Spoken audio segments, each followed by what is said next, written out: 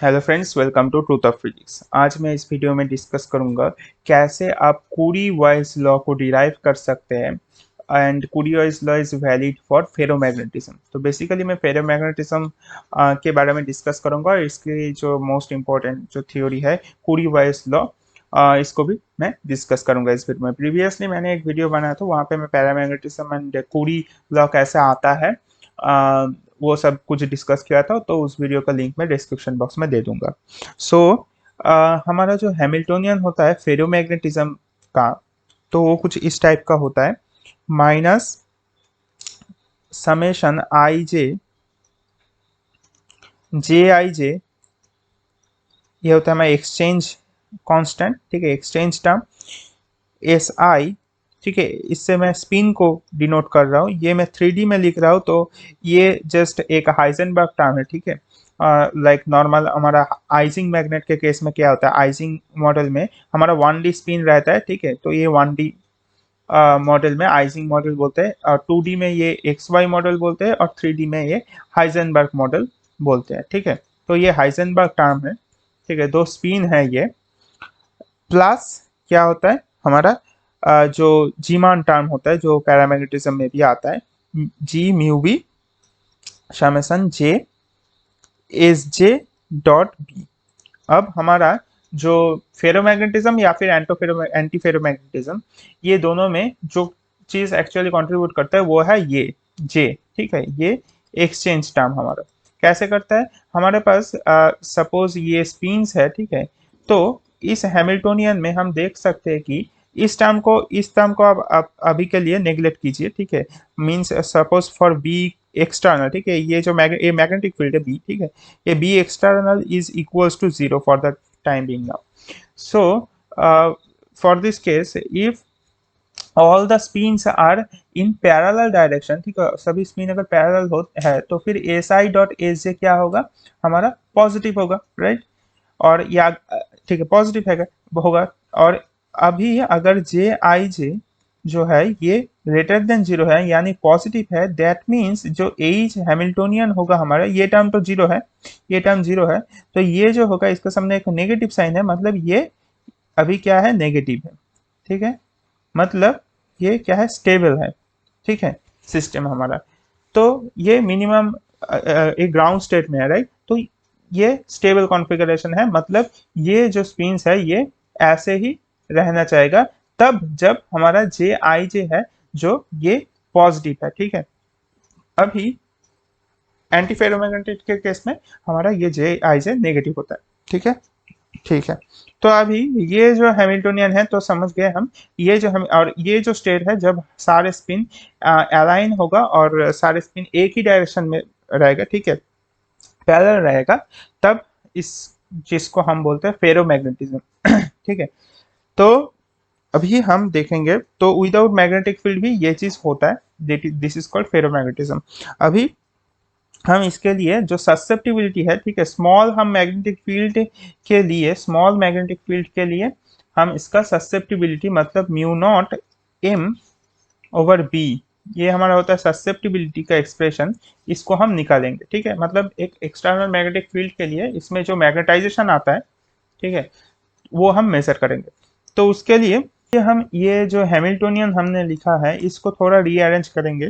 और रीअरेंज हम कैसे करेंगे, रीअरेंज करने के लिए हम यहाँ से जी म्यू बी इस चीज को कॉमन लेंगे, तो फिर क्या होगा, और ये जो समेशन ये चीज है इसको हम थोड़ा सा एक्सपांड करके लिखेंगे, ये इसका मतलब है समेशन आई और समेशन जे। मतलब आयत स्पिन को भी हम, ये सपोज आयत स्पिन है, ये हमारा जे स्पिन है, ठीक है। तो फिर आई को फिक्स करके हम जे को पहले वेरी करेंगे, ठीक है, ये तो जे का वैल्यू 1 2 3, ठीक है, ऐसे आएगा। तो इसके लिए कुछ चीजें आएगा, like for a fix value of I suppose for 1, तो ये क्या आएगा, S1 SJ, ठीक है। तो SJ को भी हम रन करेंगे 1 to n सपोज, तो फर्स्ट टर्म आएगा हमारा, ठीक है, SJ है, तो ये टोटल चीज क्या आएगा, फर्स्ट टर्म आएगा S1 S2 plus S2 S1 S3, ऐसे टर्म्स आएगा प्लस डॉट डॉट डॉट। अभी अब जब हम आई को, ये टोटल हो गया, अब आई को भी हम वेरी करेंगे from I equals to 1 to n, तब भी हमारे पास कुछ और टर्म्स आएगा, लेकिन वहां पर भी एक टर्म ऐसा आएगा हमारा S2 और फॉर आई, ठीक है, आई हमारा हो जाएगा जब 2 और जे जब हो जाएगा हमारा 1, ठीक है, ये जे है, तब हमारा क्या होगा, ये और ये टर्म सेम हो जाएगा, मतलब डबल डबल टाइम्स आ रहा है ये चीज, तो डबल काउंटिंग हो रहा है, ठीक है। तो ये डबल काउंटिंग के लिए यहाँ पर एक 2 का फैक्टर आएगा, तो ये होगा हमारा, ये अगर कॉमन ले लेता हूँ तो summation I S I summation J J I जे,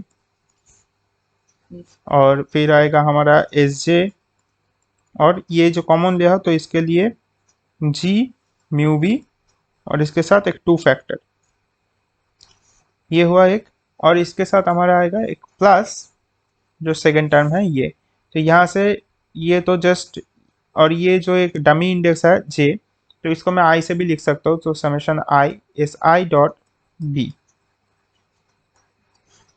तो टर्म है, ये टर्म को हम एक नया चीज कंसिडर कर रहे हैं, इसको हम नाम दे रहे हैं कि बी मीन फील्ड या फिर बी मॉलिक्यूलर फील्ड। तो हमारा एक्सप्रेशन इस टाइप का आएगा, g mu B minus summation I S I dot B mean field plus summation I S I dot B external है ये, तो यहां से आएगा हमारा g mu B times summation I S I B plus B molecular field. तो ये जो एक्सप्रेशन है, ये आप कंपेयर कर सकते हैं, मैंने जो प्रीवियस वीडियो बनाया था वहां पर भी इस टाइप का एक हैमिल्टोनियन आया था, जो पैरामैग्नेटिज्म का वीडियो था, वहां पर भी हमारा जो हैमिल्टोनियन था,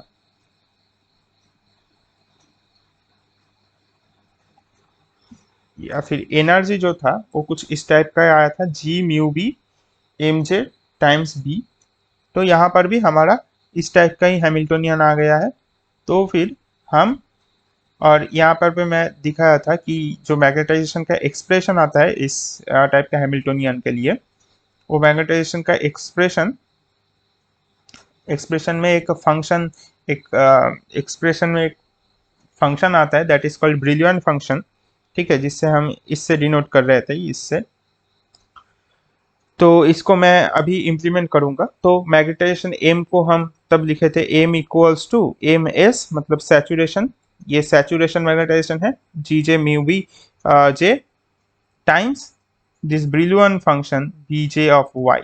सिर्फ यहाँ पर क्या होगा, यहाँ पर जो मैग्नेटिक, ये इस केस में मैग्नेटिक फील्ड बी था, और हमारे केस में जो मैग्नेटिक फील्ड होगा जस्ट वहां पे बी के जगह पे B plus B mean field होगा, मतलब, ठीक है, मतलब कोई एक, सपोज आपका स्पिन है, इसके ऊपर इसका जो आसपास का जो स्पिन है उसका जो उसके लिए जो मैग्नेटिक फील्ड आएगा इसके ऊपर, दैट इज और बी मीन फील्ड और B molecular field, and this b is the b external we provided to the system। तो अभी अभी हम एक स्पेशल केस कंसीडर करेंगे, जब हमारा b external is equals to 0, तब b सिर्फ हमारा रहेगा b मॉलिक्यूलर फील्ड। तब हम प्रीवियसली वो जो पैरामैग्नेटिज्म का वीडियो था वहां पे मैं डिस्कस किया था ब्रिलॉन फंक्शन के डेरिवेशन में, कि हम एक चीज कंसीडर करते हैं y, right, y is equals to x times j, and x का एक्सप्रेशन जो है ये, तो ये फुल्ली जो y का एक्सप्रेशन है वो है, तो यहाँ पे सिर्फ ये जो b है, क्योंकि b external is equals to 0 here, so only यहाँ पे b मॉलिक्यूलर फील्ड में ले रहा हूँ। तो अभी मैं यहाँ से, ठीक है, अभी जो ये मॉलिक्यूलर फील्ड है, मैं जो बोला कि ये जो आसपास का मॉलिक्यूल, आसपास का जो स्पिन्स है, इसका लिए जो इसके ऊपर जो इसका प्रभाव आएगा, तो उसके लिए क्या होगा, इसका मैग्नेटाइजेशन में प्रभाव आएगा, मतलब इसका जो टोटल मैग्नेटाइजेशन है उसमें बी मॉलिक्यूलर फील्ड का भी एक प्रोपोर्शनलिटी रहेगा, राइट। तो इसलिए मैं बोल रहा हूँ कि बी मीन फील्ड या फिर बी मॉलिक्यूलर फील्ड जो है that is equals to some proportionality constant times the magnetisation of that material. तो उसको मैं यहाँ पे यूज करूंगा, तो हमारा वहां से उसको जस्ट यहाँ पे पुट करूंगा और यहाँ से मैं एम के एक्सप्रेशन को लिखूंगा। तो M is equals to K T, ऊपर चला जाएगा K T divided by K T times Y divided by G J mu B J, और उसके साथ एक लैम्डा भी रहेगा, ऐसा एक्सप्रेशन आएगा। अब हम जानते थे कि टी बहुत स्मॉल नहीं है, ठीक है। बहुत स्मॉल अगर नहीं है तो उस केस में हमारा y, या टी बहुत स्मॉल नहीं है मतलब हम बोल सकते हैं कि y के एक्सप्रेशन जो है वहां पे t डिनोमिनेटर में है यहाँ पे, तो y का वैल्यू बहुत स्मॉल होगा, t अगर लार्ज है, ठीक है। तो y जनरली बहुत स्मॉल होता है, और तब हमारा क्या होता है, तब हमारा bj जो ब्रिलियन फंक्शन है ये हमारा इक्वल टू हो जाता है j plus one divided by three J times y के, ये इक्वल टू ये हो जाता है। तो अभी मैं लिख सकता हूँ इसे, इसको रीअरेंज करके मैं लिख सकता हूँ ऐसे। और हम जानते हैं कि एम, ठीक है, मैं बोला था कुछ देर पहले एम इज इक्वल्स टू, तो ये चीज मैं प्रीवियस जो पैरामीटर्स का वीडियो है वहां पे डिस्कस किया था। तो M is equals to M S times BJ, या फिर बीजे के जगह पे मैं ये वैल्यू को डायरेक्ट पुट कर सकता हूँ, ये वैल्यू को, तो J plus one Y divided by three J, right. और ये हमारा इक्वल टू हो जाएगा यहाँ पे जो वैल्यू लिखा था मैं इसका, इसको जस्ट इक्वेट कर दूंगा मैं, तो फिर हमारा वैल्यू कुछ इस टाइप का आएगा K T times Y divided by G J mu B J and lambda, ये कट जाएगा हमारा।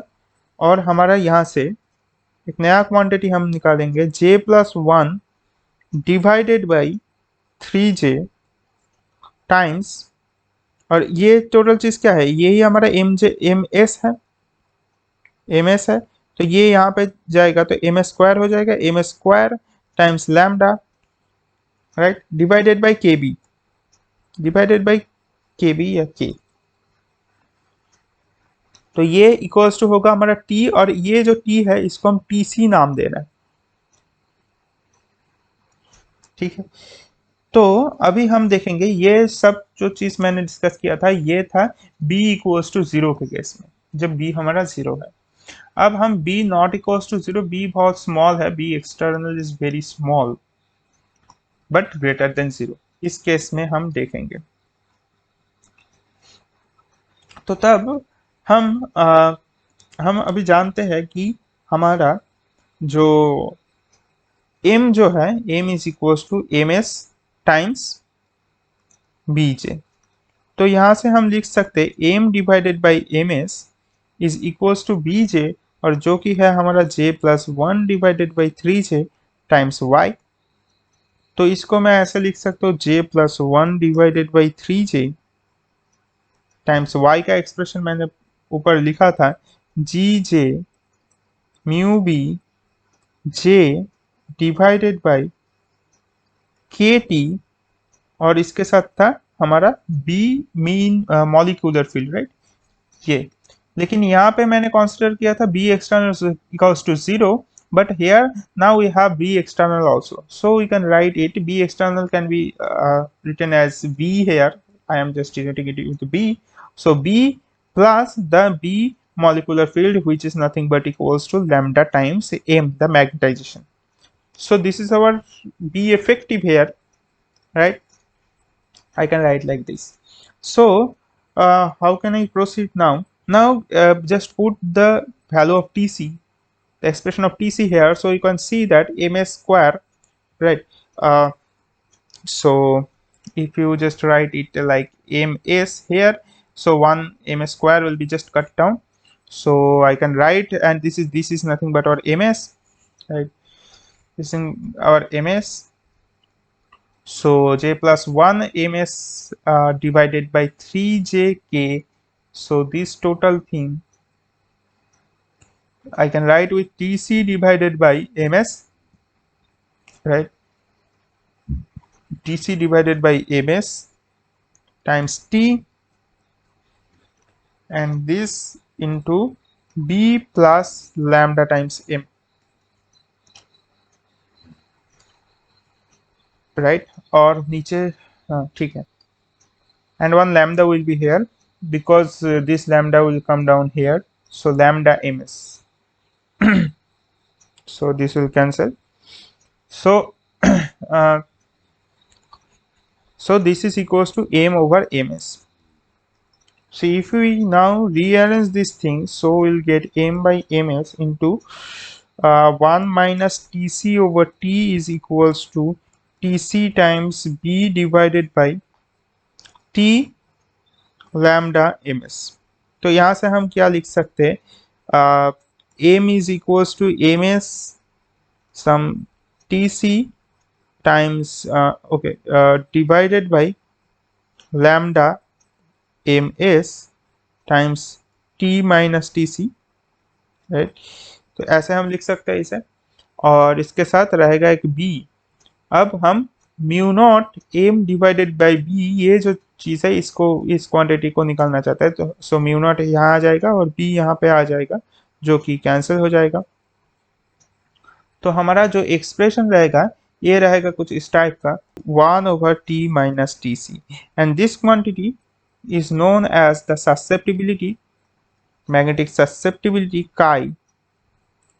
तो ये है हमारा कुरी वाइस लॉ, जो कि वैलिड है फॉर फेरोमैग्नेटिज्म. तो इसका अगर हम ग्राफ ड्रॉ करते हैं with T minus T C versus और T with T versus the magnetic susceptibility chi, then we'll get some graph like this, and this is the TC, right? So ये है हमारा फेरोमैग्नेटिज्म के लिए, ferromagnetism के लिए. तो ये वैलिड है फेरोमैग्नेटिज्म के लिए. और प्रीवियसली हमने डिस्कस किया था कि कुरी लॉ क्या होता है, वो वैलिड था हमारा पैरामैग्नेटिज्म के लिए. तो ये है कुरी वाइस लॉ. सो इसके बाद मैं डिस्कस करूंगा what is antiferromagnetism. So for getting those videos, notification of the videos, subscribe this channel and share this video with your friends. So take care of yourself. Thanks for watching.